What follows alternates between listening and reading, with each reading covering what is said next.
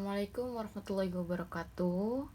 Saya Dianingsi. Saya akan menjelaskan apa yang telah saya dapat dari pembelajaran Merdeka Belajar di platform Mengajar Merdeka.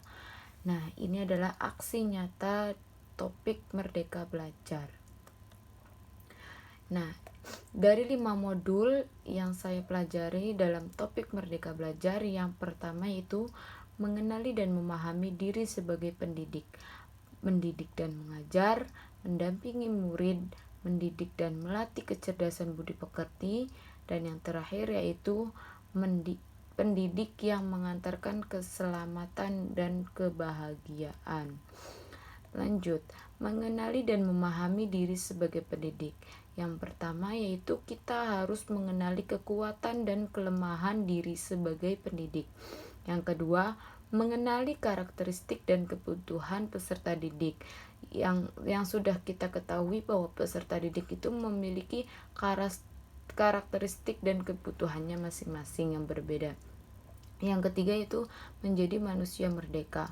Sebelum kita melakukan pembelajaran di dalam kelas, kita harus menjadikan diri kita itu sepenuhnya menjadi manusia merdeka, sehingga pencapaian tujuan belajar itu dapat terlaksana.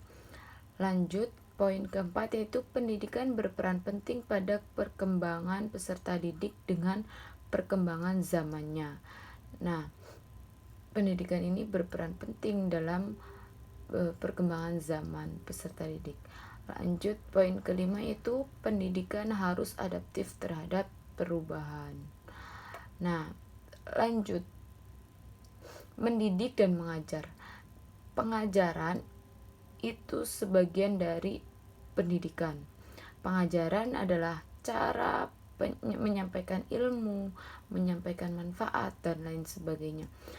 Mendidik itu adalah menuntun kodrat yang ada pada peserta didik. Telah kita ketahui bahwa peserta didik itu membawa kodratnya sejak lahir.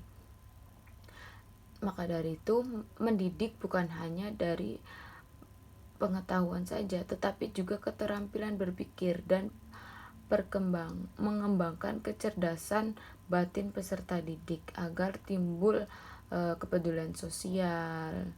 Nah, sistem mendidik dan mengajar itu harus mengikuti sistem Among.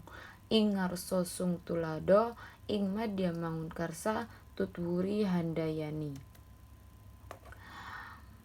Seperti yang dikatakan oleh Ki Hajar Dewantara, ing ngarso sung tulodo, ing madya mangun karso, tutwuri handayani, yang artinya apa? Yaitu di depan memberikan teladan, di tengah membangun kekuatan dan terus berkarya, di belakang memberi dorongan. Sehingga kita itu memberikan doa dan harapan juga kepada peserta didik. Lanjut, mendampingi murid.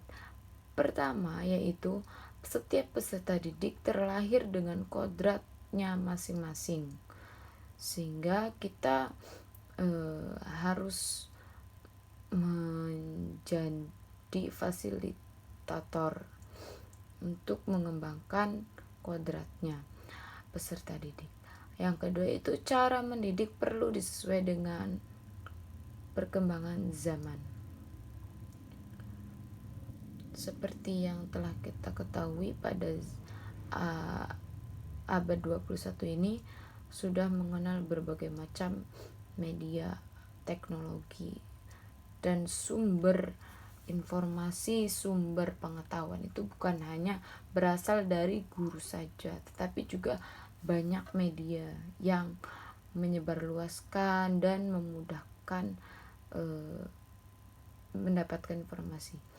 Lanjut, nomor 3 yaitu guru dapat merancang pembelajaran yang berkelanjutan sesuai dengan asas trikon. Asas trikon ini yaitu kontinu, konvergen, dan konsentris. Jadi merancang pembelajaran yang berkelanjutan sesuai dengan kebudayaan dan perkembangan zamannya. Nah, Mendidik dan melatih kecerdasan budi pekerti. Budi pekerti ini adalah sama dengan hasil bersatunya gerak, pikiran, perasaan, dan kehendak sehingga timbul tenaga. Budi pekerti juga sama dengan perpaduan cipta, rasa, dan karsa. Budi pekerti dibentuk dari lingkungan keluarga, sekolah, dan masyarakat. Jadi ketiga komponen ini harus berkolaborasi. Nah, kodrat anak diibaratkan kertas yang sudah terisi penuh, yang terisi berbagai macam coretan dan tulisan. Sehingga tugas pendidik yaitu sama dengan menebalkan dan memperjelas arti dari coretan dan tulisan tersebut, sehingga tujuan dari pembelajaran peserta didik itu dapat terlaksana dengan terarah.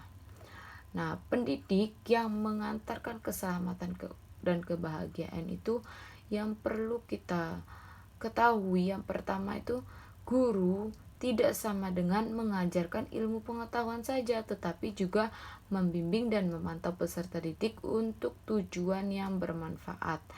Nah, yang kedua yaitu perspektif guru itu tidak selalu sama dengan perspektif peserta didik. Anak-anak atau peserta didik itu dibuat merdeka dengan selalu berpikir kritis. Yang ketiga itu fungsi pendidikan adalah mengantarkan peserta didik agar siap hidup dan mampu mengisi zamannya. Oke, terima kasih. Assalamualaikum warahmatullahi wabarakatuh.